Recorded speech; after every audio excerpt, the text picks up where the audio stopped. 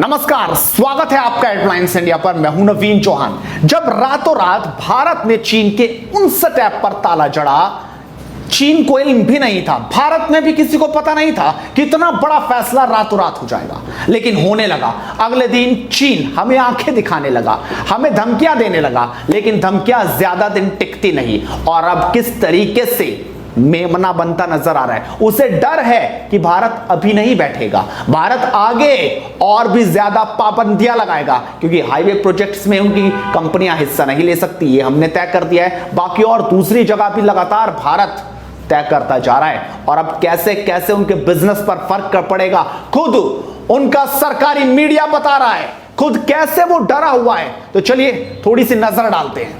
भारत के कड़े रुख के बाद वहां का सरकारी मीडिया ग्लोबल टाइम्स भीगी बिल्ली बन गया है। उसने भारत से विवाद तो कर लिया, लेकिन इस झड़प से चीन का नुकसान ही नुकसान है।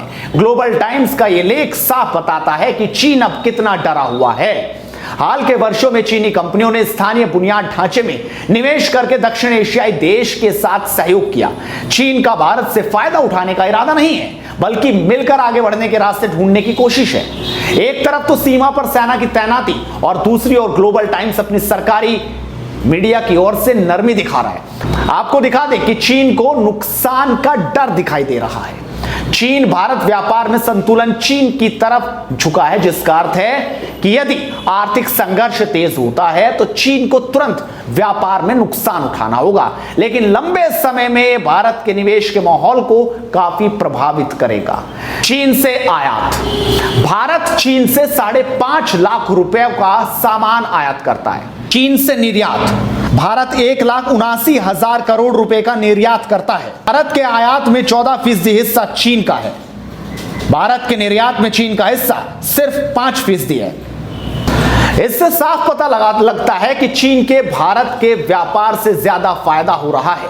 चीन को सबसे ज्यादा डर अपने व्यापार घटने का है। अगर अब ज्यादा विवाद बढ़ा तो चीन को 30% से लेकर 40% तक का नुकसान हो सकता है। आपको बता दें, चीन सबसे ज्यादा अमेरिका को निर्यात करता है 16.8%, तो वहीं जापान को 5.7% और फिर तीसरे नंबर पर भारत है 3%।